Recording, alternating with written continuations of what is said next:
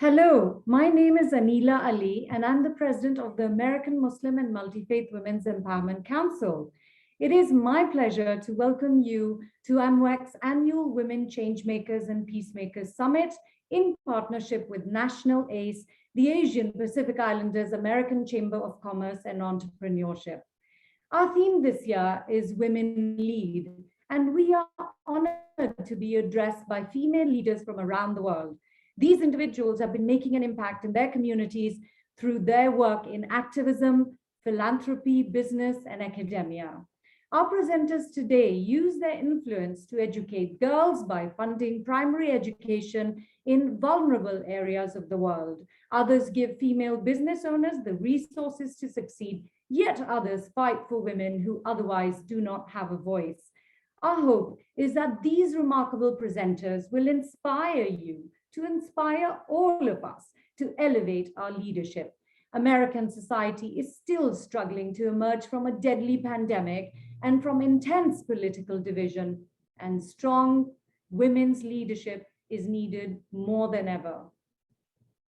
Before I turn the event over to our esteemed moderator, I just wanted to share a little bit about my own leadership journey. As it turns out, I'm a little bit of an accidental activist. It all started shortly after 9/11 when I was profiled at airport customs as I was returning to the US from my mother's funeral in Pakistan. Airport security told me rather unceremoniously, "You were born in Pakistan, get out of the line." After 6 hours of interrogation in a side room, including a dog sniffing me, I knew that I had to do something so that no one else would ever have to endure this unfair treatment. I had a vision that everyone should be able to return home to America without being subjected to such treatment based solely on the fact of where they were born. Fast forward to 8 years, in 2009, my advocacy finally paid off. A documentary that I had been featured in talking about my experience with profiling and those of other American Muslims was made a mandatory watching for the federal officials, including the White House and federal law enforcement agencies. Of course, this was the result of countless baby steps over the years, letter writings, meetings with grassroots allies, encounters with local and national leaders, including local police, all the way to the FBI. That's how we get to that result, by persevering and engaging and remaining relentless. I draw a few key lessons from my early advocacy experience. I want to share those. First, we can turn our adversity into opportunity. Our stories of hardship can become powerful stories of inspiration. Second, there are opportunities to make an impact all around us. The world needs more strong women to step up and stick their necks out. These smart women leaders engage male allies. And so as Muslim leaders, we also need to engage non-Muslim allies. We are not alone in the struggle. Partnership is key. Building bridges is key. As we begin today's summit, I look forward to learning additional lessons from our remarkable presenters. And I want to thank everyone who made today's event possible, in particular, our AMMWEC staff and board, particularly our board member, Dr. Huma Kamar, who is moderating this event. It has been a pleasure to collaborate with all of you to make the summit possible. I thank you. So I can't wait to get started. And I want to introduce my friend, my mentor, partner, and the co-host of this event, Chilling Tong, the CEO and president of National ACE. Chilling is an amazing woman with an extensive domestic and international experience in economic and business development, with a focus on researching and enhancing the growth of small and minority business enterprises competing in the global marketplace. Chilling was the founding president of the International Leadership Foundation. For more than 18 years, she built a nationwide network of 15 chapters of entrepreneurs and community leaders to support ILF's mission. Among many awards, Chilling was named Advocate of the Year by the US Department of Commerce and was recognized at the White House. Chilling has helped countless minority enterprises and small disadvantaged businesses obtain contracts and loans and help them to get off the ground. Just this week, Chilling briefed President Biden personally on how Biden-Harris administration's policies have helped AAPI small business owners fight the pandemic and feel more protected amidst the rise in AAPI discrimination. Chilling, thank you so much for your friendship, your partnership, and for all the work you do to empower our communities. Thank you so much, Anila. The introduction you gave is very, very generous. And I'm truly honored to be a part of today's event. Anila and I have been friends for a long time, which is why her invitation to discuss positive initiative was so meaningful to me. I want to thank American Muslim and Multi-Faith Women Empowerment Council.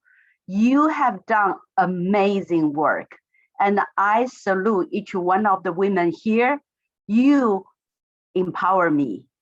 And we have, as Anila mentioned, I'm the president and CEO of National ACE, National Asian Pacific Islander American Chamber of Commerce and Entrepreneurship.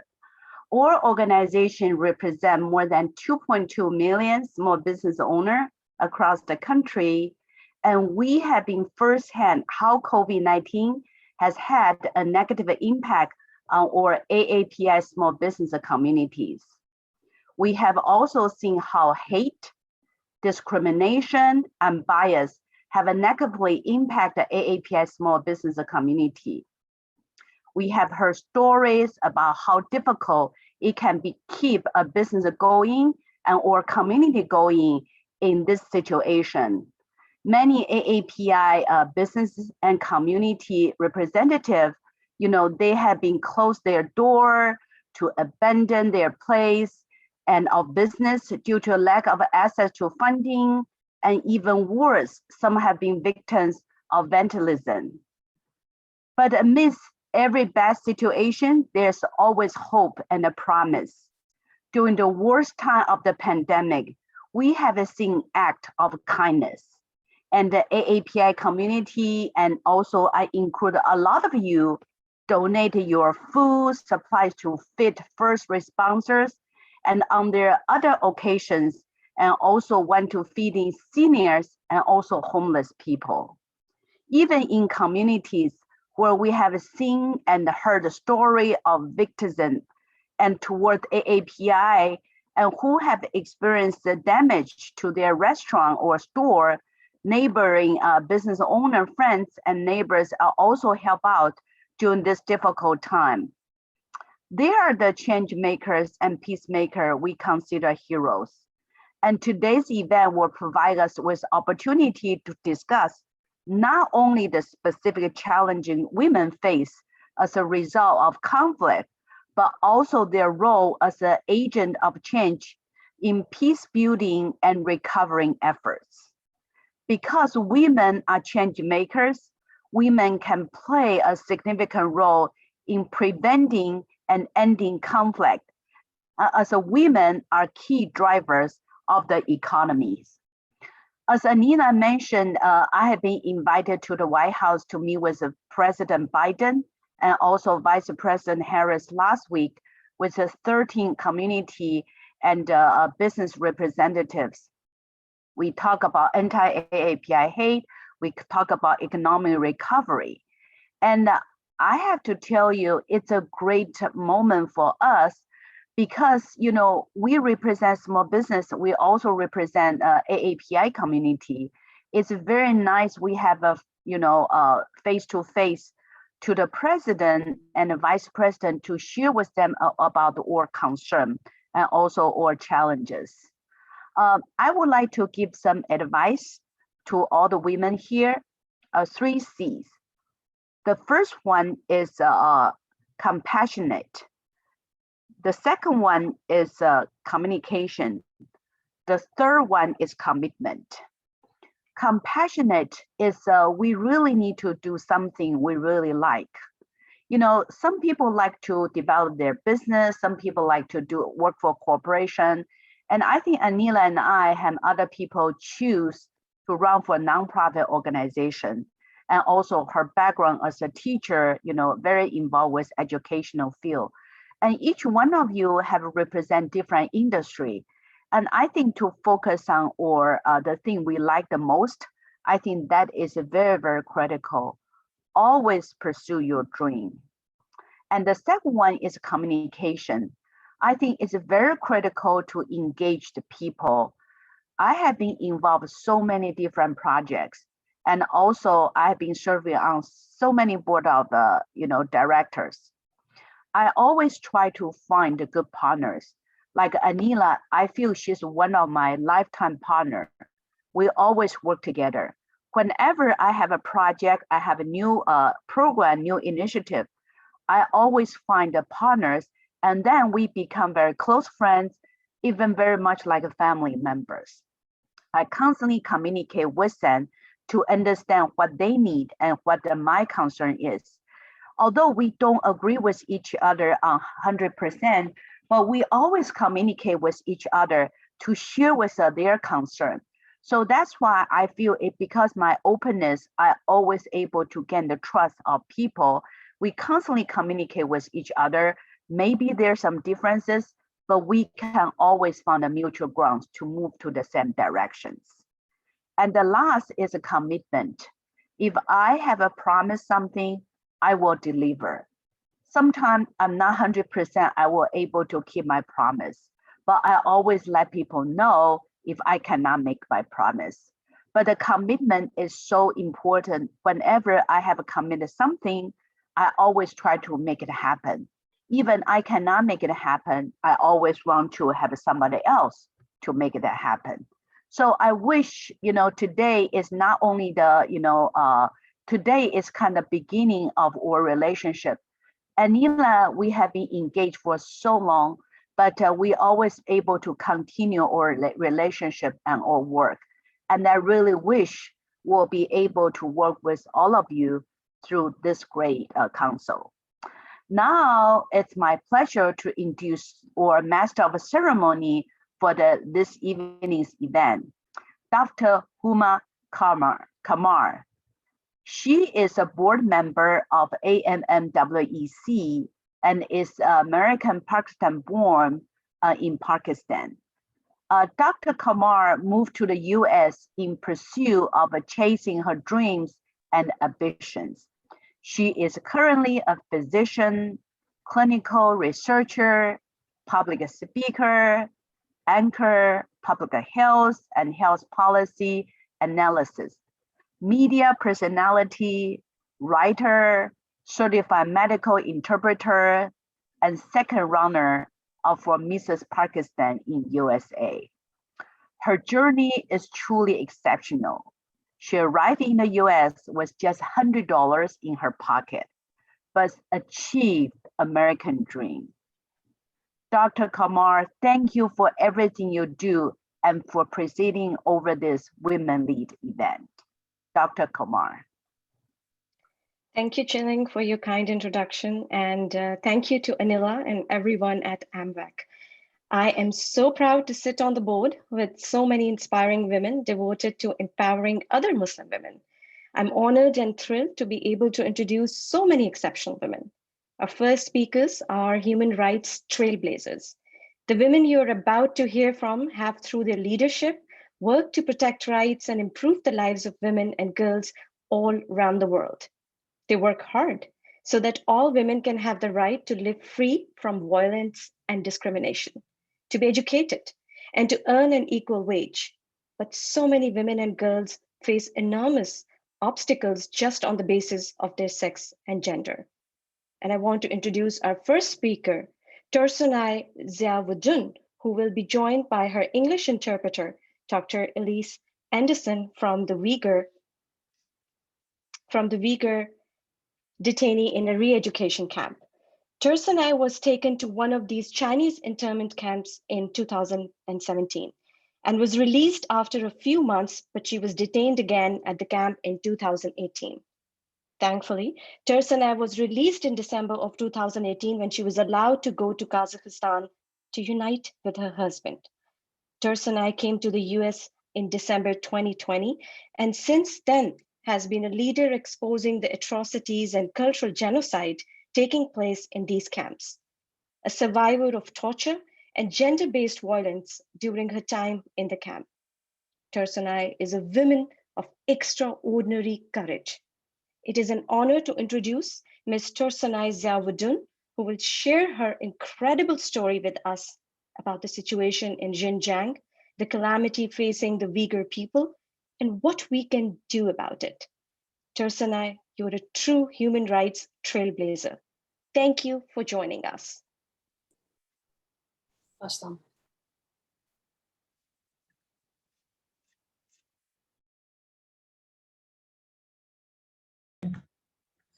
Assalamu alaikum hammalarga. Muшу жығын қатнашып атқан hürmetlik hanımlar, efendiler, hammalarga menden salam. Ben Tursunay Ziawuddin. Vatanımız Şarkı Türkistan'dan Künes nahiyesinden bolumen. Salam to everyone who has joined us here today. My name is Tursunay Ziawuddin, and I am from Künes in my homeland, East Turkestan. Ben vatanımızdaki hazır Xitay hükümetinin hazır muшу Komünist Partiyanın mangızıp atқан bu zulümlerge öz közüm bilen körüp çıkan hem şununga öz beşimden ötküzüp iki kedim lagerge solangan bir lager şahit boluş süptümden bugün ben özümden beşimden ötken hazır vatanımız Şarkı Türkistan'da Xitay hükümetinin mangızıp muшу insanlarga adam işengisiz derecede qırğınçılık epirip atқан bu zulümni öz ağzım bilen bugün sizlerge sözlep bermekçi. So I am here to talk to you today about the situation in my homeland. I have seen the oppression that the Chinese government is bringing upon Uyghurs. I experienced this firsthand in a camp. And as a survivor, I will tell you today about what happened to me, about these policies that are undergoing in my homeland, and about the genocide that the Chinese government is committing against my people and all the unbelievable things that it is doing. Menin bu beşimden ötküzgen hem köygenlerim adam anlıklık okuduğum azaplık bir iş bolsunmu? Menin bu ne deyiş üzemden başlatıp olmaydıgan borçum, insani borçum hem şundaq dep oylap geldim bu vaqtçı. Çünkü men iki qitim lagerga qamaldım. Birinci qitimda 2 ay chiqdim, ikinci qitimda men 9 ay qamaldım. 2018 3. ayının 10 kuni men ikinci qitim lagerga kirdim. Bu yerdagi kirish jarayonida men adam chidag'usiz, mangu mening yuragimda chidag'usiz darajada zulm ko'rib chiqdim. Hatta u yerda kirgandan boshlab men Xitoy saqchilarining to'xtamay meni so'roq qilishda u yerda to'xtamay odamlarni qiynashdan boshqa hech qanday narsa ko'rmadim. Hech qanday narsa ixtiyorsiz biz hech qanday ish qila olmaydik. Men ig'ir darajada Xitoy saqchilari tarafidan tayoq yedim. Bir kuni What I saw and experienced in the camps is absolutely terrifying, but I see it as my unshakable responsibility as a survivor and as a human being to talk about what happened to me. I was in a camp on 2 different occasions, the first time for 1 month, the second time for 9 months. The second time I went into a camp was in March of 2018. And what I saw there, what I experienced there was absolutely unbearable. I went through endless interrogations with the police. I was tortured by the police. I was beaten. There was nothing, that we could do about it. Mening uya kirganlik sababim hech qanday gunohim yo'q deb faqat Qozog'istonga chiqqanligim uchun u lagerga kirganlarning hammasi ashtaq deydi. Faqat hech qanday gunoh yo'q deb faqat musulmon bo'lib yog'liq chigib qo'yganligi uchun, namoz o'qib qo'yganligi uchun, Qur'on o'qib qo'yganligi uchun kiradi, ma'musha chet elga chiqib qo'yganligi uchun, chet elliklarga telefonda aloqa qilib qo'yganligi uchunlar shu gunohi bilan ashada hatta muddatsiz qamoq jazosi sotlanadi, hatta ashada 10 yildan 20 yil sotlanadi. Ashning ashada ig'ir jazoga tortiladi. Har bir so'roq qilgan chaqda işengisiz derecede adam uğradı. Men şunun yoluqqanның birisi bir gün açtaq sorak jarayanda meni 2 günden artık aç koydu. Şu ahırık kelgende mening bu sorğunu senin yolluşun Kazakistan'da turdu eken nemi qandaq tashkilotlarla alaqaң var deb sorak sorganlık üçün men iğir tayak edim, saqçı ayağı bilen tepip qosaqlarım aş tepdi. Şu xudumni bilmey hoşumdan ketip jıqılgan vaqtda içimden qan ketip jıqılgıcı açtaq urup meni açtaq yerim jan qildi. So the reason that I was taken into the camp was not because I had committed any crime. It was simply for having gone to Kazakhstan. And everyone in the camps was like this. There were people who were there simply for being Muslim, for covering their heads, for having done namaz, for having owned or read the Quran, for having gone to a foreign country, from having made phone calls to people in foreign countries. There were people who were given life sentences and people who were going to be sentenced for 10, 15, 20 years. In interrogations, we were beaten in these unimaginable ways. And there was one instance in which I went in for and was interrogated for 2 days nonstop. And they asked me many questions about my husband and myself. What sorts of organizations did we have relationships with in Kazakhstan? They beat me and they tortured me. Lekin o davamlı aşdaq davamlaşıp turadi. Fakat onun bilen to'xtab qolmaydi. Qolgan jaqda Xitoy saqchilari onun ichida lager saqchilari kechileri to'xtamay qizlarni achib ketadi. Nega apag'ini boshda men bilmaydim. Achib kechileri kelgan chaqda ba'zilar kelgandan tayoq zarbisidan hatto qiynash har xil tok asboblar bilan qiynash zarbisidan ko'z oldimda o'lib ketgan. Qizlar qon ketib o'lib ketganda men ayron qilib mushunchilar urganmidi deb o'ylab qolgandim. Lekin bir kuni o gün mening beshimga keldi. Men bu shu qizlar o'xshash kechisi qayoq bo'lganini bilmaydim, ep chiqib ketdi. Ep chiqdi, chiqish jarayonida bir qorong'u uyga bordi.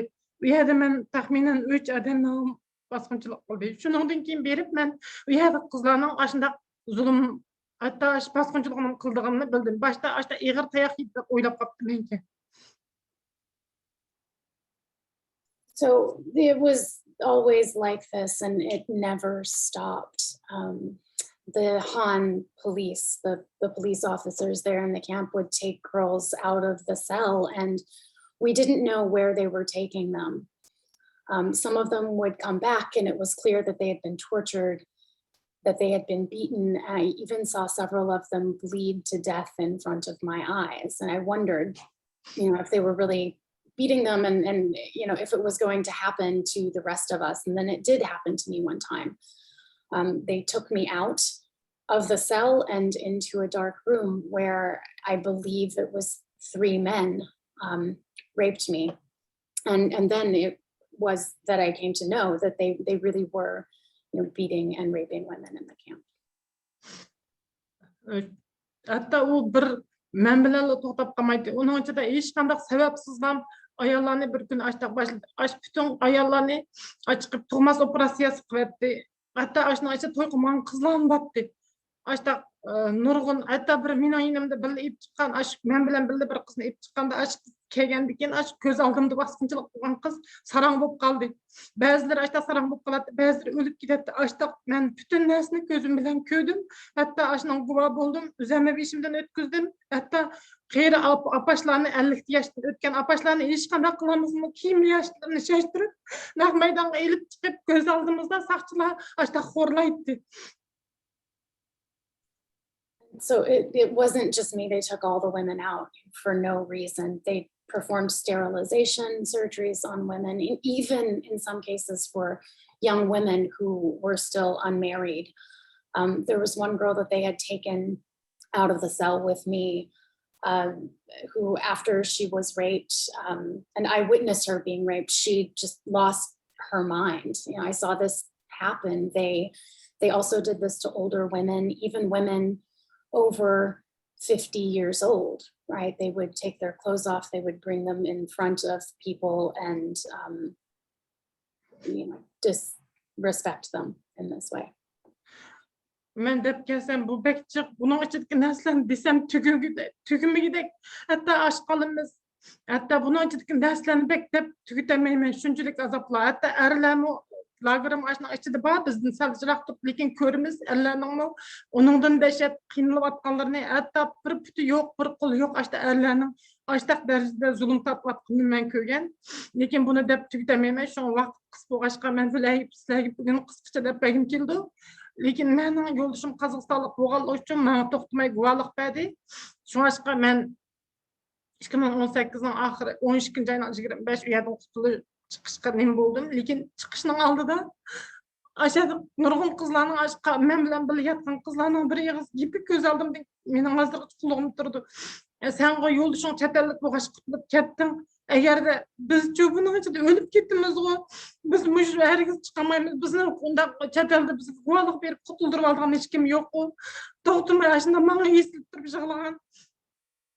Lekin men Xitoy hukumatining zulmidan qo'rqib Qozog'istonga kelguncha men hech qanday og'zimda chiqaramadim bu gaplarni.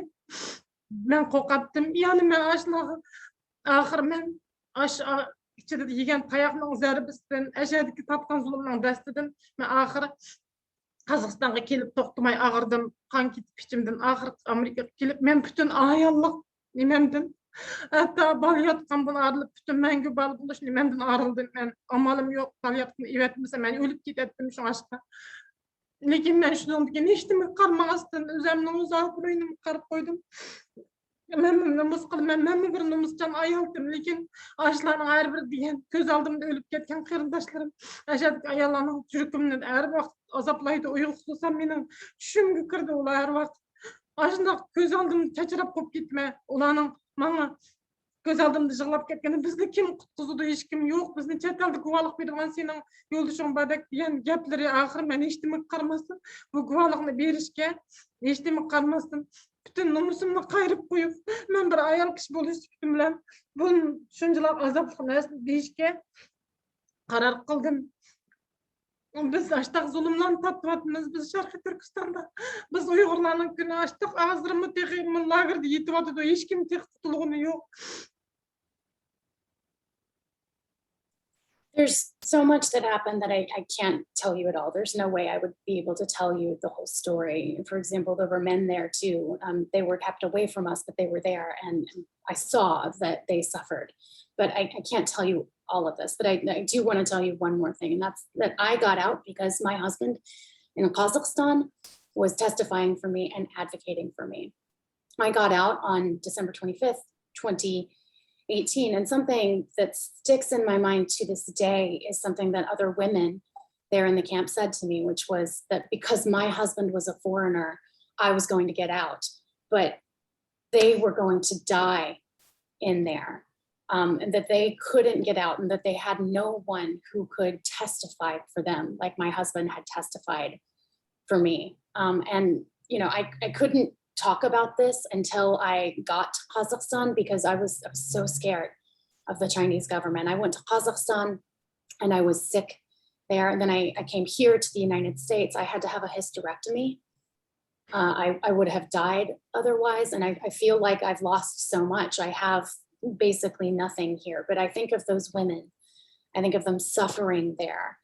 I feel shame over the kinds of things I went through and the things I have to talk about, but I think of those women crying and saying that they had no one, that they had nothing. And so I put my feelings of shame aside, and I came to the decision that I had to speak out. I had to testify this. I had to testify about what happened to me because there are people who are still in those camps. Men şu an ahırda deydiğim, bütün dünyadaki qarindoshlarga, bütün dünyadaki har qanday bir insonga deydiğim, bizning lagerning ichida Xitoy saqchilarning hatta so'roq qilganda degan bir gapi hozirgacha esimda. Sen baribir sizlar chet elda nemish bo'lyaptimi, chet elda hech qanday bizga qarshi kuchlar har qanday narsani bizga deysizlar, agarda nima qilmasanglar, agarda bag'anda kelsizlar bizga qarshi mush Xitoyning mush hozir kommunist partiyaning siyosatiga qarshi tursanglar har vaqt o'lisizlar, chunki butun dunyoni biz eglaymiz. Bütün dünya 5 yıl ya iş kes 10 yılda bütün dünyayı biz hükümranlık qilamiz. Şu çağda sizlar baribir bizning qo'limizga tushishlar. Shunga Eng yaxşısı sizler bundaq nimalar inanlar. Yani şunu bu dünyada bulatkan tehdit dep oylayman. Her bir insanın bu hazır bulatkan Uygurlarning iş emas, Uygurlarga kelatkan zulüm emas. Bu bütün dünyaya tehdit. Şunu bilishini ümit qilma bütün dünyanın. Çünkü fakat Uygurlar bilen to'xtab qolmaydi bu zulüm dep oylayman. Şu hazırmı lagerlarda yetib qarindoshlarimiz bor. Hazırmı şu texchi bütün ailesi mana hatta men mana kelgil 2 yıl bo'ldi. Men qarindoshlarımın avazını anglab bakmadım. Şu bütün hazır insanlar açtık. Şu an ben Xitayning bu zulmini to'xtatish uchun bütün dünyanın tik turishini, her bir insanın bunun yardım berishini ümit qilman. And so finally, what I want to say to everyone is the words of a police officer there in the camp that are still in my mind that I haven't forgotten. He told us that, you know, after we got out, if we were to say anything against the government, anything against the party, and that ultimately that would come back against us because they were going to take over the whole world. They were going to conquer the world. And so, you know, we would be best to go along with this. I see this as a threat to the entire world and to all of humanity. Now, all human beings have to pay attention to this threat, not just to Uyghurs, but to, you know, the threat that it poses to the entire world, because it's not going to stop here. Azdırımı lagerlarda hiç qandaq näs to'xtab qanı yan lager davamlaşmadı, bu zulüm davamlaşmadı. Hazır Xitay hökümeti bütün dünyanı aldavatdı. Men ijtimoiy hech qandaq ish yo'q, shundaq yaxshi yashayapti deb. Yo'q, uning hammasi yolg'on. Ishonmanglar, men biladigan qanchalagan odam bor. Tex lagerda tex men buni bilmayman. Ash qizlar qayerda, qaysi turmada, qanchalagan yetim bolalar. Shuning uchun mening deyligim, hammanglar cho'qim bu qirg'inchilikni to'xtatish uchun harakat qilishinglarni umid qilaman. So, you know, what's happening is ongoing. These things are continuing, and, you know, there's so many things they're saying that are lies, but I urge you not to believe them. You know, there's so many things I don't know about those women who are still back there in the camps. But what I want to ask you, what I beg you, is that you all do something to help end this genocide. Thank you.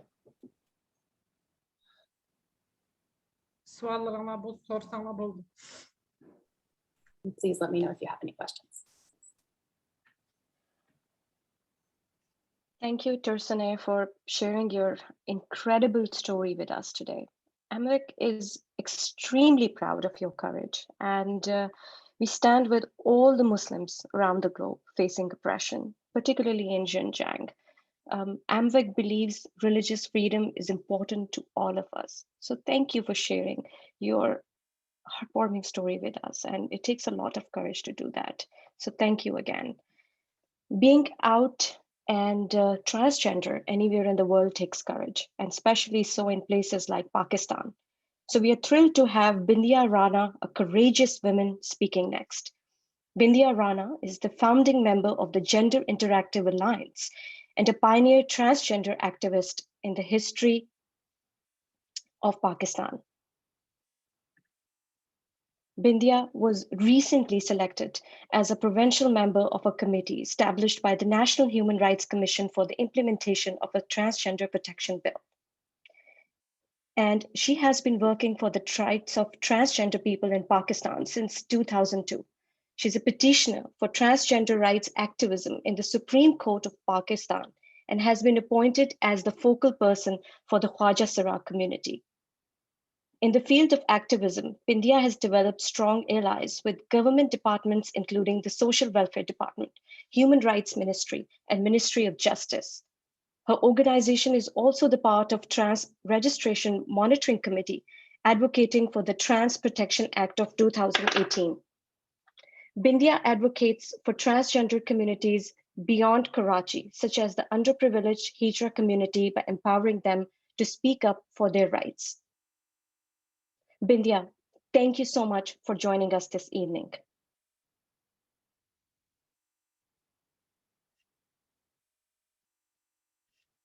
Thank you so much कि आप लोगों ने मुझे आज live लिया, और आज जो मैं दिल की बात करूंगी वो हजारों लोग सुन रहे होंगे, किसी न किसी के दिल पे थाप तो लगेगी। तो मैं शुरू करती हूँ अपने ही बचपन से कि बिंदिया राना क्या थी। बचपन तो हर बच्चे का बहुत अच्छा होता है। जब एक ख्वाजा सरा होश संभालता है ना, तो उस टाइम में हिरासमेंट और तशद्दुद होना शुरू हो जाता है। मैं जहाँ मेरी मम्मी और पापा बहुत सपोर्टेड थे, वहां भी बड़ा भाई मुझे बहुत तंग करता था। ऐसे ना बैठो, ऐसा ना उठो। 7 बहनें थी, 8वीं मैं थी, और कभी कभार मैं लिपस्टिक लगा लेना और दुपट्टा ओढ़ लेना, तो उसके ऊपर मतलब झाड़ तो पड़ती थी, कभी कभार कुटाई भी लग जाया करती थी।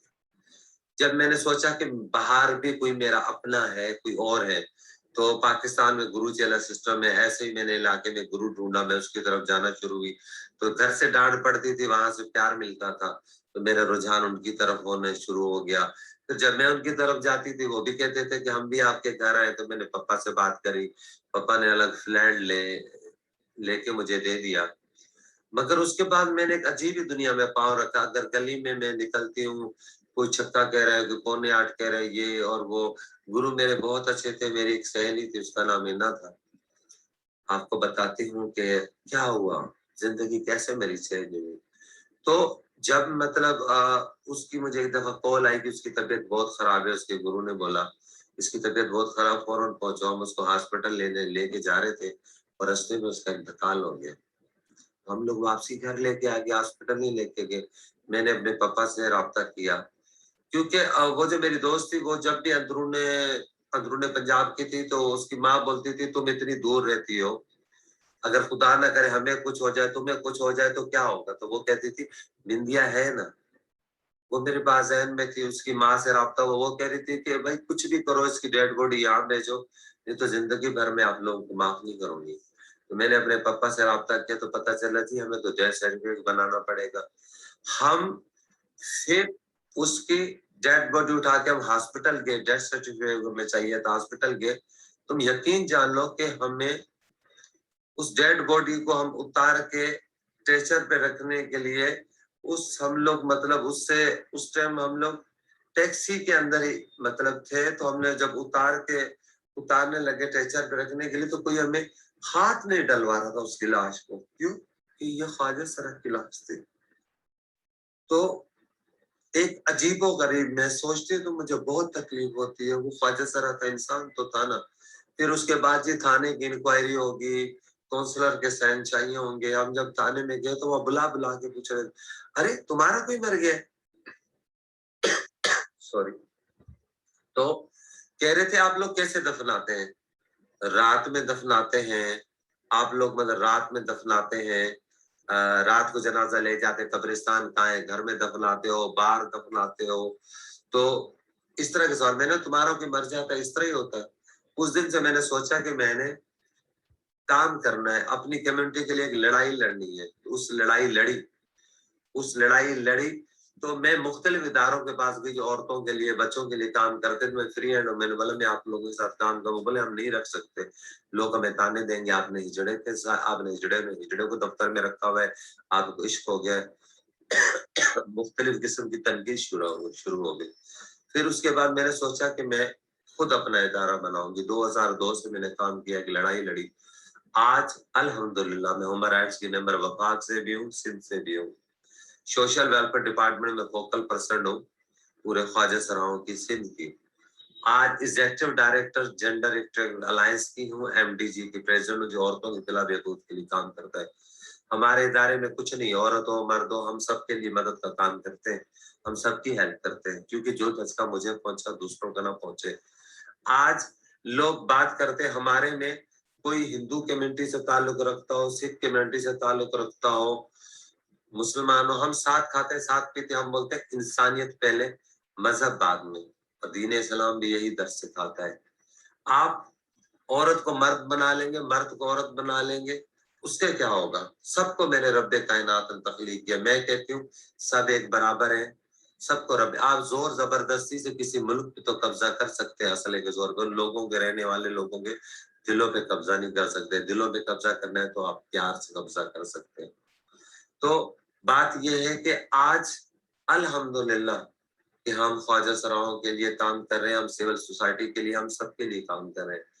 बस मेरा इतना सा मैसेज है कि सबको अल्लाह ताला ने तख्लीक किया, औरत है जब मर्द है, तो हमें जिंदगी में रह के कोई ऐसा काम करना चाहिए जो अल्लाह ताला को पसंद आ जाए, बस मैं तो ये गुजारिश करूंगी आप सब लोगों से कि लोग अरबों खरबों रुपए की फंडिंग देते, हम उनको बोलते हैं आप अरबों खरबों, आप लाखों की फंडिंग यहाँ हमें दें, हम अपने लोगों को स्किल सिखाएं, उनको तालीम दें, उनको बाज़ शेरी बना सके। अगर किसी कोई 30 साल का, 50 साल, 40 साल का, अगर उसको हेल्थ नहीं मिली, अगर उसको एजुकेशन नहीं मिली, अगर स्किल नहीं मिले, तो सारी जिंदगी वो भीख मांगता रहे, नाच गाना करता रहे।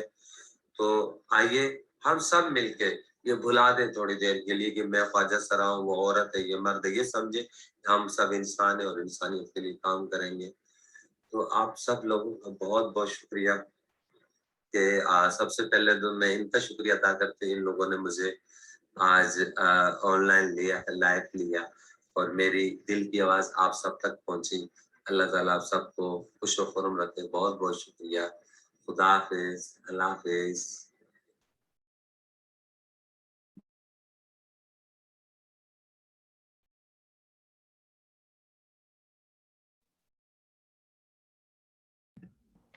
Thank you, Bindiya, for all what you do. And isn't that an incredible story? So thank you again. The next portion of our program will be hearing from innovators in the interfaith space. One of the most impactful things that AMMWEC does is our annual National Interfaith Iftar, the evening meal in which Muslims end their daily fast during the holy month of Ramadan. We bring together distinguished members of Congress, diplomats, and leaders of all faiths to celebrate in the spirit of peace, tolerance, and cooperation. It is women who are leading on interfaith dialogue, which is so incredibly important to the future of our communities and our country. These women and male allies are changing the world we live in for the better every day. Anila, I'm going to turn it back to you. Absolutely. Thank you so much, Huma. One of the most impactful groups working on interfaith issues are the Rafat and Zoreen Ansari Institute for Global Engagement with Religion. They are dedicated to the study of religion around the world and serve as a center for public deliberation and education through research, teaching, outreach, and interaction with religious communities and the public worldwide. While we've heard and will hear from many inspiring women this evening, I'm pleased to introduce a great male ally for women around the world, Charles Powell, who joins us from the Ansari Institute. Charles is a practical theologian who specializes in interreligious dialogue between Christians and Muslims. Charles travels extensively throughout the Middle East and Europe, engaging in conversation with Muslim scholars and practitioners of Islam in order to have a deeper understanding and appreciation for Islam. Charles is a visiting fellow at the Oxford Center for Islamic Studies and is an adjunct professor of Muslim-Christian dialogue at Holy Cross College. Prior to joining the Ansari Institute, Charles pastored churches in Alabama, Florida, Georgia, and Mississippi for nearly 2 decades. Charles's recent book, Empathizing with Muslims, A Path to Dialogue for Southern Baptists, tackles the issues of religious literacy and narrative empathy for Islam that are often lacking in other communities. Charles, it's an honor to have you with us this evening. Thank you, Anila. These are powerful stories. Hello, everyone. It is a distinct honor to be with you. The work of the American Muslim and Multi-Faith Women's Empowerment Council to foster a better world through policymaking, writing, philanthropy, and activism is good, and it is worthwhile. It is important to speak truth to power. To borrow a quote from the late Ruth Bader Ginsburg, we are a nation made strong by people like you. Justice Ginsburg was once asked, when will there be enough women on the Supreme Court? She answered, when there are 9.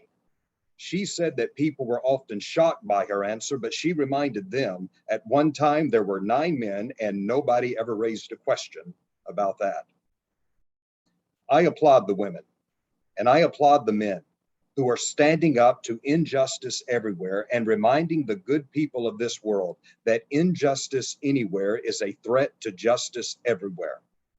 As I ponder the title of this event, Women Lead, Changemakers and Peacemakers, I am reminded of some of the great women religious leaders of our time.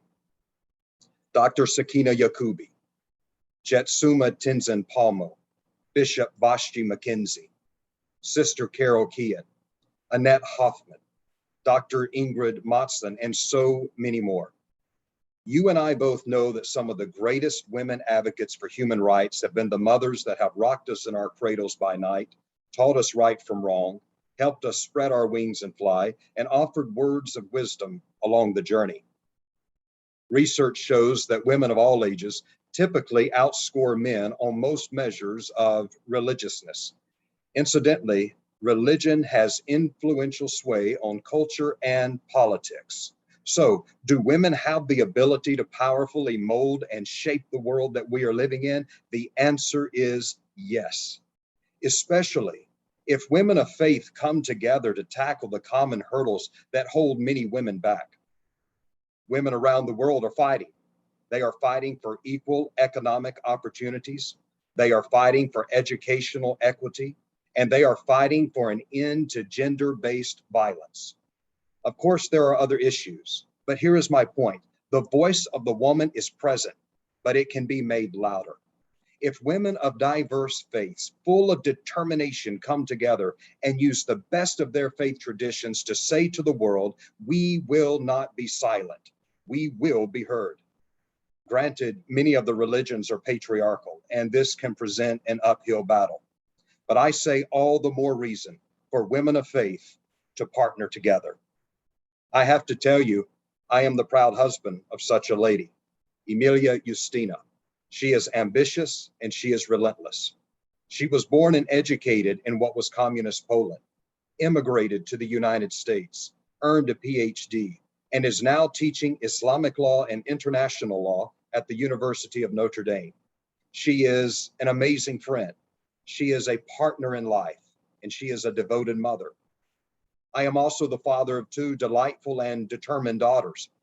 My wife and I want our girls to dare to dream and to dream big.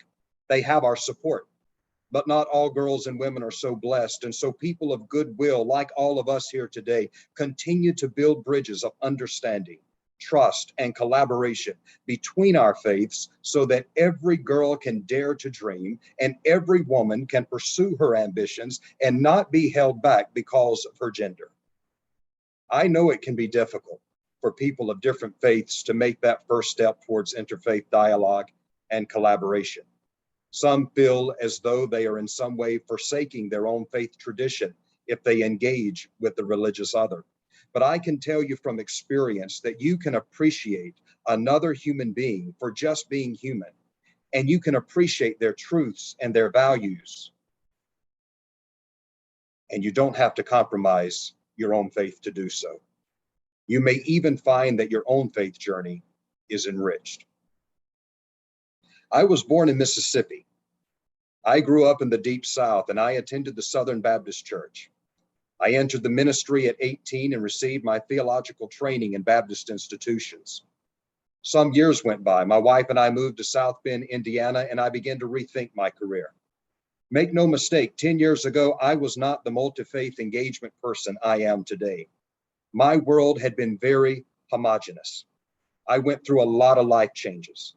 I joined the Catholic Church. I earned my ecumenical Doctor of Ministry degree at Catholic Theological Union in Chicago.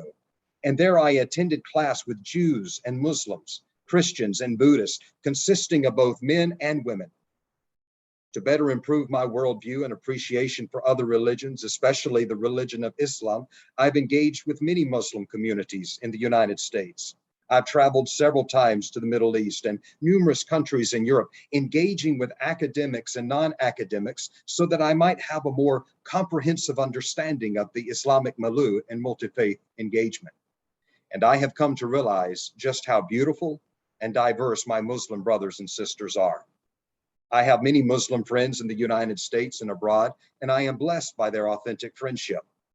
Not too many years ago, my condition had been preconditioned to believe that all Muslims posed a threat to my worldview.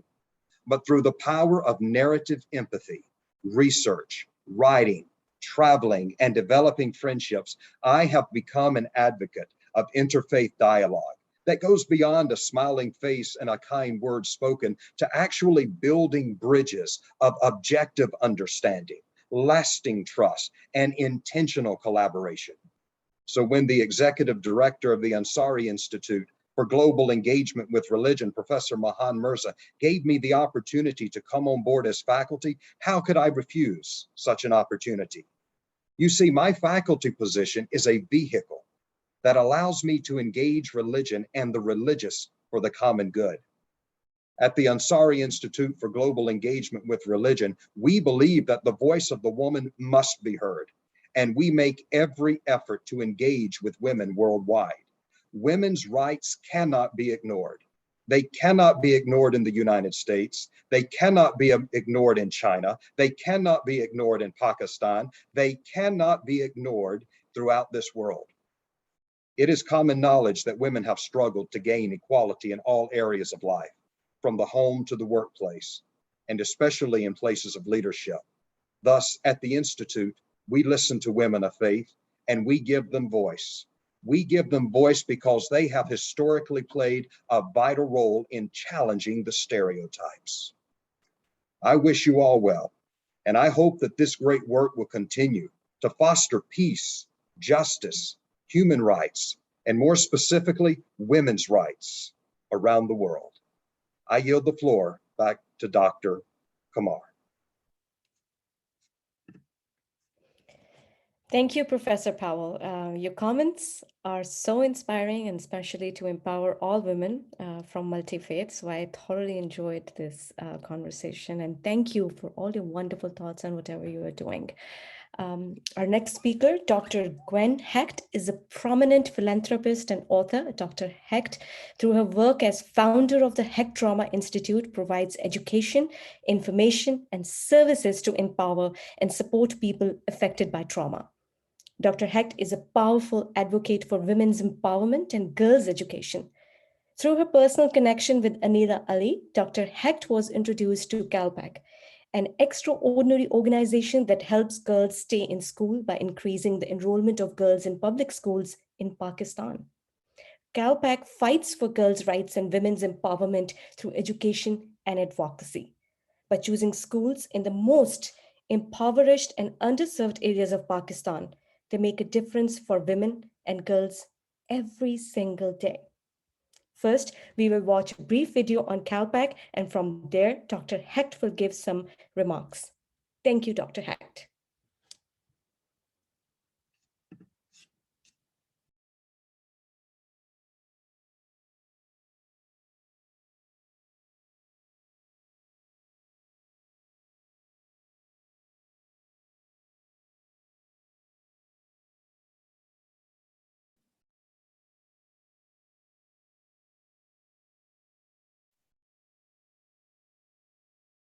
Partner in Dr. Gwen Feinstein, nominated as a Woman of Influence by the Irvine Chamber for her contribution as an inspirational leader. Dr. Feinstein has always believed in making a difference and giving back.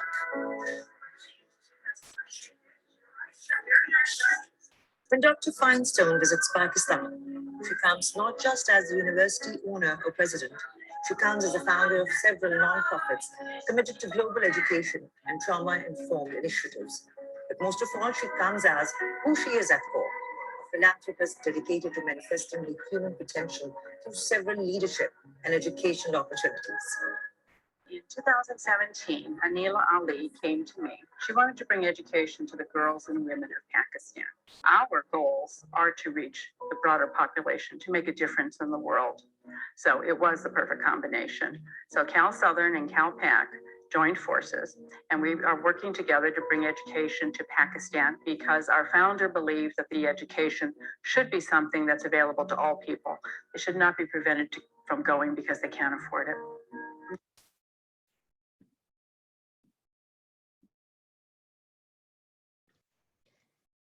Thank you for that introduction, and I am very happy to be here today to speak on the subject of leadership, women's empowerment, and philanthropy. I began my career, like many of you, in the trenches. I started a nonprofit in roughly 1975, committed to assisting victims of rape, children, adult women, old women, and men mistakenly identified as being gay, raped, by men who felt they had the right to do that. I began a rape crisis center. After that, many years later, a women's in management group, and to be followed by the House of Ruach, which is an interfaith service organization, and most recently by the Hecht Trauma Institute. The history that I have in the nonprofit sector, of course, starts from a place that's deep inside me. It's my story. It's who I came up to be, and I was asked to speak a little bit about that. If you are someone who can walk past suffering, whether it is a homeless person, a crying child, or a hungry, lost animal, then you're not someone who's attending this summit. You are someone who cannot walk past suffering without needing to do something about it. And I deeply respect and honor and admire that need within you. We share that need. If you were to make a difference, you must lead. In order to lead, you must have a vision. You must have some sense of the steps that it will take to manifest that vision. You must be able to convey that vision to others, and you must have a deep desire to do whatever it takes to manifest that vision. My vision as a human being, a leader, a boss, a mother, a friend, has always been clear to me: to help others discover and live their potential. My vision as a philanthropist is to create a world in which God would choose to live. What is your vision? What is your personal mission statement? Live it. You'll make a difference in the world, and your own life will have infinitely more meaning. People assume that to be a philanthropist, you must be rich, and that is not true. Whether you give $1, $10, or $100, or $1,000, you are a philanthropist. It isn't the amount that makes you philanthropic. It is the intention in your act that makes you philanthropic. I came from nothing. Money was so tight that a nickel made the difference between having a quart of milk at the end of the week or not. Frequently, we did not have the 5 cents. The only thing we had in abundance was poverty. Financial poverty, spiritual and intellectual poverty. And abuse. We had plenty of abuse. Beatings with a leather belt that left welts on my little body. Sexual violations that began at the age of 2 and occurred every single day of my childhood. The abusers, note the plural, the abusers could violate my body, but they could not violate my soul. Nor could they take my intelligence. Those were mine. Regardless of what has happened in your life or what might be happening in your life now, your soul and your intelligence, your life is yours. Please protect and nurture them. I knew the only way out of poverty was through education, and I worked hard to earn scholarships to go to college. I worked, saved my money, went to school for a while. Worked, saved my money, went to school for a while. I repeated this pattern for many years. I earned my doctorate at the age of 50. I am 66 now. My journey to me has been lifelong, and it continues. I'm in search of my own potential. I'm a work in progress, as is each of you. I encourage you to embrace and cherish your journey. As mentioned in the video, in mid-2017, introduced by a mutual friend, Anila Ali and I partnered to bring education to the remote villages of Pakistan. We began without the support of any government, any agencies, anyone but the two of us. We were propelled by a shared vision, and now these villages that border India in the area of Thar Parker have 3 schools. Wells for drinking water, because if you're a child fetching water and walking 2 kilometers to and from, you don't have time to go to school. drinking water, solar panels, Wi-Fi, computers, and qualified teachers. Granted, the thatched hut roofs of their homes, their huts, were not strong enough to hold the solar panels. Those were managed by the engineers we hired. Our interfaith partnership is effective because we respect each other's religion. We respect and celebrate each other's differences, and we share several values and ideals. Anila and I would like to live in a peaceful world, and education is counterterrorism. We believe education is a way out of poverty and a human right. We are passionate about women's and girls' rights. My own journey led me to that passion. We share a conviction that we must make a difference before we die, or what was this life all about?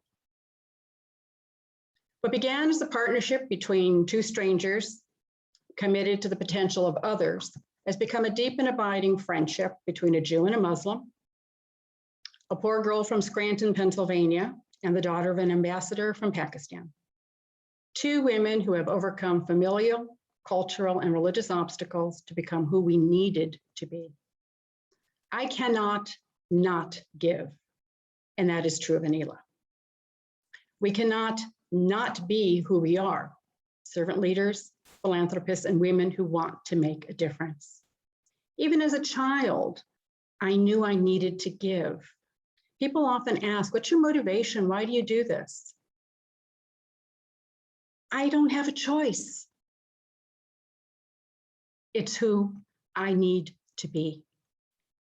I began my career in the nonprofit sector, if you will, as an 8-year-old. The March of Dimes was collecting dimes for the eradication of childhood polio. And I collected dimes for the March of Dimes. That was the beginning of my career as a fundraiser in the nonprofit sector, if you will. By 10, some adult, I don't remember who, asked me, what do you want to be when you grow up? And without wasting a second, I answered, a philanthropist. I still remember the look on his face. It was not what he was expecting. When I was serving in hospice as an interfaith chaplain and a therapist, a dying patient asked me, why does God create poor people? Without a second's hesitation, I responded, so the rich can show what they're made of. Now, I don't know if that's true. God did not send me a memo on that point, but I feel it is true. I feel it deeply. I'm a Jew, and Kabbalistic Judaism teaches that when you die and approach God, you'll be asked one question. Did you do good when you have the chance? I will be able to answer yes. And I believe that each person attending this summit will also be able to answer with conviction, yes, yes, I made a difference where and when I could. Thank you for allowing me to share a little bit of myself with you today. And thank you for sharing yourself within your sphere of influence. And thank you ever so much for wanting to do good in the world. I wish you great success, satisfaction, and meaning in your endeavors. Madam Moderator, I yield the microphone. Dr. Gwen Hecht, I think I'm so truly, inspired by your story. And I think I'm going to share it with everybody that I know from now on. So thank you so much. And I'm saying it with all my heart. Thank you for everything you have done. And thank you for being with us today. Our next Interfaith innovator is Adam Phillips, the Biden-Harris administration appointee who directs both USAID Center for Faith-Based and Neighborhood Partnerships and the agency's new local Faith and Transformative Partnerships Hub. Adam leads an interagency team with a mandate from President Biden's executive order establishing the White House Office of Faith-Based and Neighborhood Partnerships. Adam comes to this role with a diverse and inclusive approach to faith and public service, from congressional leadership and inclusive church planting to advocacy campaigns championing broad-based and integrative solutions with marginalized communities. Adam brings a unique lens for this work for these challenging times. Adam has also worked in grassroots democracy, development, global health, and human rights in Africa, Asia, and along the US border, as well as faith-rooted advocacy on Capitol Hill. Adam, you're a long-time advocate for women and girls in leadership, not just in the United States, but also around the world. Thank you for being with us today.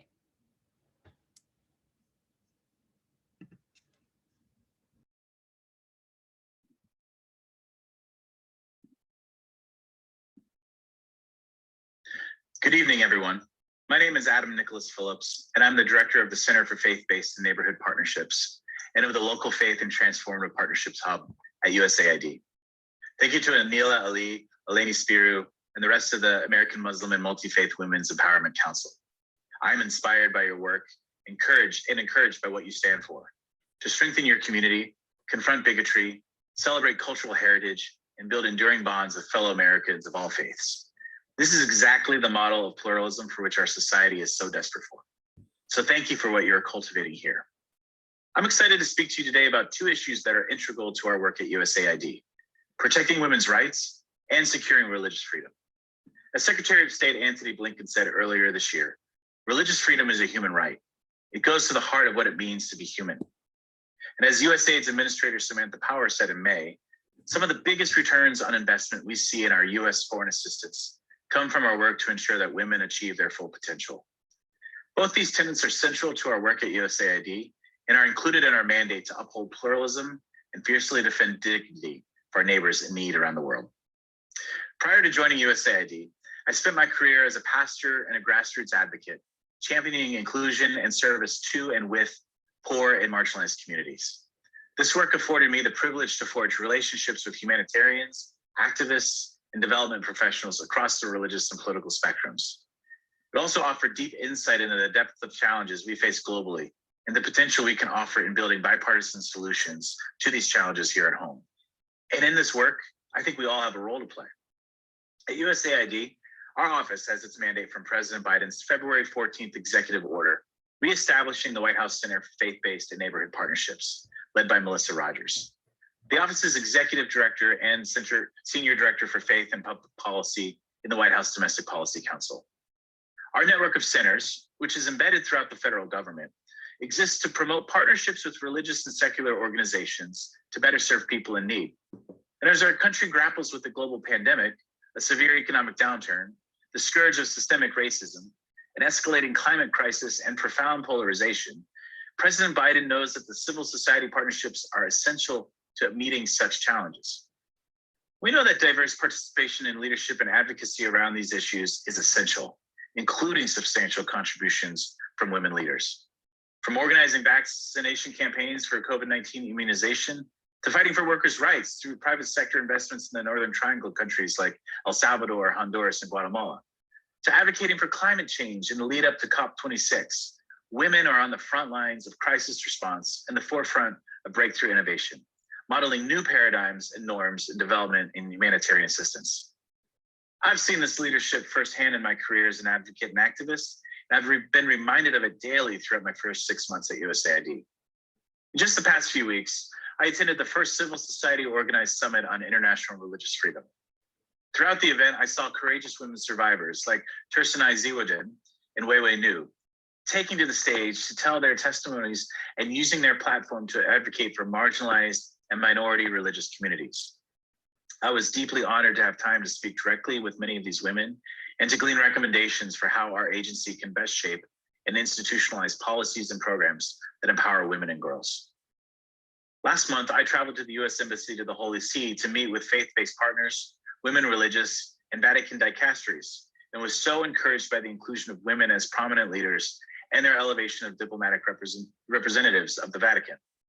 Women like Sister Alessandra Smirilli and Sister Pat Murray are among these leaders, and they, like many of you here today, are redefining representation of women as faith-inspired leaders and agents of global change. These are only a few accounts, but I've seen time and time again how faith-inspired women are leading the way on the crucial issues of our day.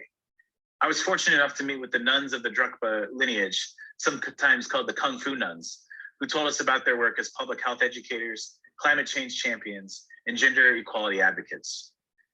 These are also priorities of USAID, and this is the work the world needs more of. At USAID, we have a long history of advancing gender equality, including by preventing and responding to gender-based violence, promoting women's economic empowerment, promoting women's contributions to peace and security, and promoting gender equity and climate change efforts. The Biden-Harris administration is upholding the rights of women and girls around the world, bringing global leadership to ensure that all people have equal access to rights, freedom, to exercise their own voice and liberty, to live free from intimidation, harassment, discrimination, and violence. This means not just working for women, but with them as critical partners in our journey towards a more free, prosperous, and equitable world. USAID works every day on behalf of the American people to promote and demonstrate democratic values abroad and advance a free, peaceful, and prosperous world. I'm proud and honored to represent the agency's office that works to build inclusive engagement with diverse faith-based organizations and communities. Thank you again for hosting me and listening to this message. Please sign up for our newsletter if you get a chance, and feel free to send my team a message at cfbnp@usaid.gov. Again, thank you so much, and peace.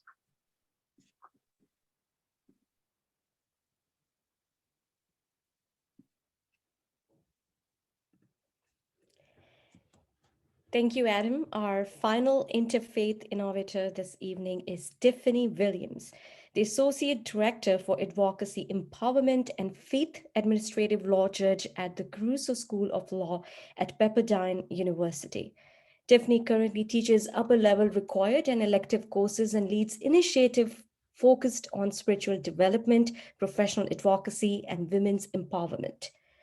As a former New Jersey judge, Judge Williams brings her judicial experience into the classroom and the law school community. She teaches courses in ethical lawyering and law and the Bible, serves as the faculty advisor for the Moot Court Board and the Women's Legal Association, and is the founder of Pepperdine's Esther Project Biblical Leadership Study. Her scholarly focus includes examining the intersectionality of racial justice, ethics, and religion, as well as furthering criminal justice reform for women and girls. Judge Williams is also a frequent international lecturer and trainer, having conducted legal writing, trial advocacy, and judicial judgment drafting trainings in Saudi Arabia and throughout the African continent. Prior to her judicial service, Judge Williams served as a senior advisor to several leaders in state government over the course of her career. In addition to her legal career, Judge Williams is a pastor and an advocate for the global advancement of women and girls as founder and CEO of the Esther Project, a nonprofit women's empowerment movement encouraging women to discover their life purpose and become intentional leaders. Judge Williams has been recognized for her global work with the Esther Project by United States Senator, the New Jersey Legislature, Delta Sigma Theta Sorority, and numerous organizations and publications. Judge Williams, welcome and thank you for joining us today. Well, thank you for having me, and I'm very honored to share remarks today. As I've just been participating, I know I'm in the right place because I have kindred sisters and brothers who have spoken many of the same types of sentiments that I wanted to share, but I was asked to share some lessons from my leadership journey, and I want to give you a challenge today for the participants that are listening, to do more than just hear what we have to say, but to really internalize it and take it as a personal call to action. So Dr. Powell talked about the importance of women of faith and their voice in society and in furthering women's empowerment. And that is, I have to say, one of the first lessons from my leadership journey that I want to focus on today. And I want to also reiterate what Dr. Hecht said as well about having a vision for your life. So my three, focuses of my remarks today are: one, tap into the vision for your life; two, discover your purpose; and three, step into your power. And that becomes the personal call of action for you as well. So my leadership journey really began with humble beginnings, as Dr. Hecht talked about. My family originally my maternal family is from rural parts of Alabama, Dr. Powell, so neighboring state to Mississippi. So I was born there and moved to New Jersey and grew up in New Jersey. And faith was the foundation of my leadership journey. My parents were very devout in the Christian faith, my father becoming a minister and eventually a pastor. And so faith was the vehicle and what we centered our belief system around, and the belief that we were here for more than just ourselves in this life, that our life was not truly just our own, but there was also a responsibility that God had placed inside of us. And it went deeper than just serving others. It went to the very core of who we are, which I believe is your purpose, that we were literally created and sent here on earth for a purpose that we are uniquely able to live out. So that is how I really started my leadership journey, because I was about 8 or 9 years old when I had a vision of me becoming a judge. And so that vision is what really carried me as a little girl throughout high school and middle school and through college, and guided my career path. And it was no accident that I loved also law and public policy. And I would have mock debates in my room as a little girl by myself, presidential debates. I'll show my age a little bit. It was my first mock debate and presidential election in my room was Ronald Reagan running in 1980, that election. And I loved international relations. And so we had encyclopedias at that time. So I would open up the different sets of encyclopedias that we had, and I would read about the United Nations and how it was structured. And I would have these mock sessions in my room as a little girl, talking about issues that were important to a little girl, right? But to this international audience in my own mind. So these were the beginnings of the leadership journey and the purpose, as I could really embody them as a little girl. So my parents continued to cultivate those interests, and I stayed true to the things that interest me and pursued them in school and looked for opportunities in my vocation that would fulfill those sort of passions. I was guided to kind of look at what you're good at, your gifts and talents in discovering your purpose. So I knew I was a talker. I loved talking, but I loved advocating as well. And I had a burning passion for injustice, small injustices and large injustices. So I used all of that in selecting my career path and in bringing my unique gifts to the table. So as I finished law school and worked at law firms and then in government and was the deputy chief counsel to a governor and had to be the ethics officer and give advice, and similarly chief counsel in the legislature and give ethics advice to all the members there. And that led me to my path of becoming a judge and seeing the importance of having a woman of color at the decision-making table. So part of my journey cannot be stated without also talking about some of the obstacles that brings as well. So from not being taken seriously to perhaps being mistaken in my own judicial courthouse for being a secretary to one of the other judges. So I would have go up in the elevator, and occasionally I took the public elevator with others, and attorneys would inevitably ask me, oh, how long have you worked here, and which judge do you work for? So I loved when they eventually came into my courtroom and realized I was the judge they were coming to see that day. But similarly, sometimes I would go into my courtroom early and I didn't have my robe on to start my computer. And if attorneys were in there, inevitably, they would say, when is the judge coming out? And, is the judge timely? So I would start just answering their question. And then I would come back out and I am the judge, surprise, right? And so these are, and I can't say that those moments, including moments when, in my robe, there are attorneys who maybe are more senior and have disrespected me and thought that they were more experienced than I, and the woman who threw a pen at me, who was a litigant, and said, oh, here, hun, as I'm the judge in my robe. So these are the sort of microaggressions sometimes too, and some more macro, that come with my leadership journey, being a Black woman in this profession as well. And bias, and whether it's implicit, whether it's subtle, whether it's explicit, is violence. There are little cuts and sometimes big cuts. And my leadership journey has led me to realize that this is a level of advocacy for gender and racial equality. And for women of color, we're at the intersection of both gender and race. So we have to boldly tell our stories and boldly step into places of leadership and power as women, because that could be the purpose by which we were created as well, to give light to these sort of stories and injustices and tear them down. So that's where we step into our power. So I'm not silent about my experiences anymore. I used to be embarrassed. I used to feel that I was the only one that went through these things and it would chip away at my confidence.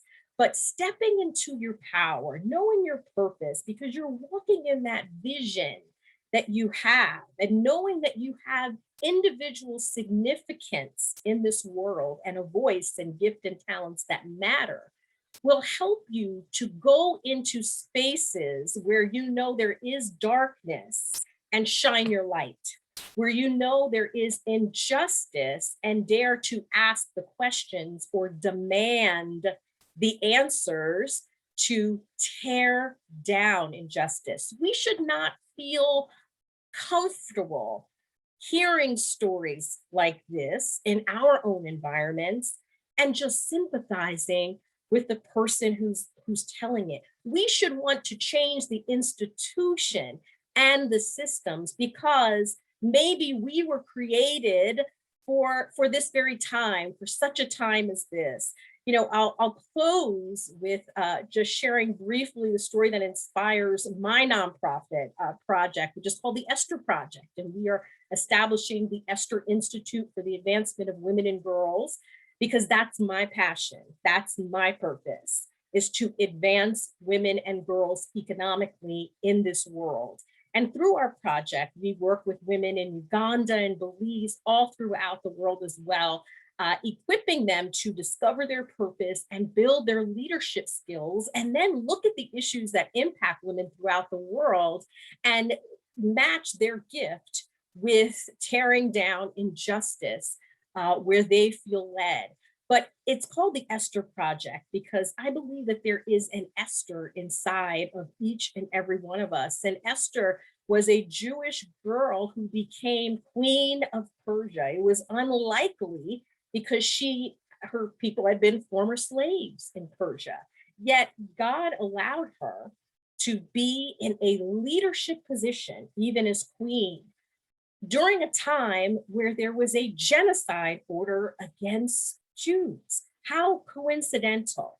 But she was a woman that could have continued to hide her identity, which she did at first, and just enjoyed the comforts of her leadership position. But she didn't. She stepped forward, she used her voice, she intervened because she uniquely could.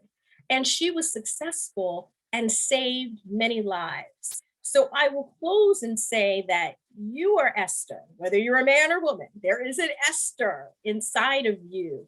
Your leadership position is a reflection of the platform that you can stand on to let your purpose shine. And your purpose is beyond you, and it's meant to impact other people.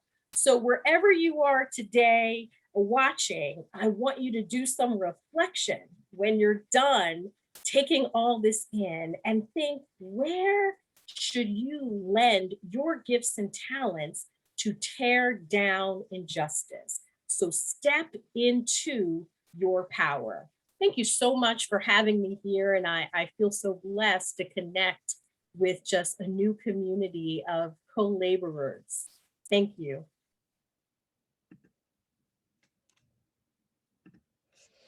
Thank you so much, Judge Williams. And I think one of the things that I really liked in your conversation was step into your power. So it's important to know your power. Amazingly incredible story. And thank you so much again. What an absolutely amazing event. I hope all of you around the world are as inspired as I am by hearing these extraordinary people on the front lines for interfaith cooperation and advocacy on behalf of women and girls, both in the US and around the world.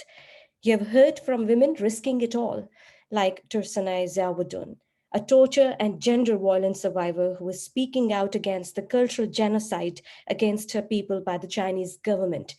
Bindiya Rana also is risking it all, a brave transgender woman who proudly advocates for equality and fights discrimination wherever she sees it, especially in her home country of Pakistan. You have heard from exceptional male allies like Professor Charles Powell, who devotes his life to bringing people of different faiths and backgrounds together in peace and coexistence. You have heard from Adam Phillips, who is leading the charge for interfaith understanding from inside the Biden administration. You have heard from the magnificent Dr. Gwen Hecht about the extraordinary work of CalPAC in serving underprivileged girls to give them a fair shot at life. And just now, you have heard from Judge Tiffany Williams, a beacon of light and hope for millions of women and girls. This event was a platform for extraordinary people as impressive as they are diverse, cisgender, transgender, Black, white, Christian, Muslim, women, men, all working in their own way to empower women. I want to also thank Chilling Tong, who leads National ACE, and Anila Ali, who leads AMMWEC, for taking this incredible opportunity to bring us all together and sponsoring this event. It couldn't and wouldn't have happened without their leadership. While we all work hard on our passions towards the greater good, and now more than ever, it is important to connect people and their passions and resources with those with the capacity, willingness, and desire to lead. Connecting is what this is all about. After we conclude, we will be sending you information on each of our speakers for social media. So don't just get inspired, get in touch and get involved, because together we are stronger. Many years ago, the late Ruth Bader Ginsburg said, "As women achieve power, the barriers will fall. As society sees what women can do, as women see what women can do, there will be more women out there doing things, and we'll all be better off for it." She was right then, and then she is still right today. On behalf of the American Muslim and Multi-Faith Women's Empowerment Council and National ACE, the Asian Pacific Islander American Chamber of Commerce and Entrepreneurship, thank you so much for joining us this evening. You can find more information on AMMWEC at www.ammwec.org and about National ACE at www.nationalace.org. And most of all, thank you to all our lovely viewers from all around the world for tuning in today. Good night.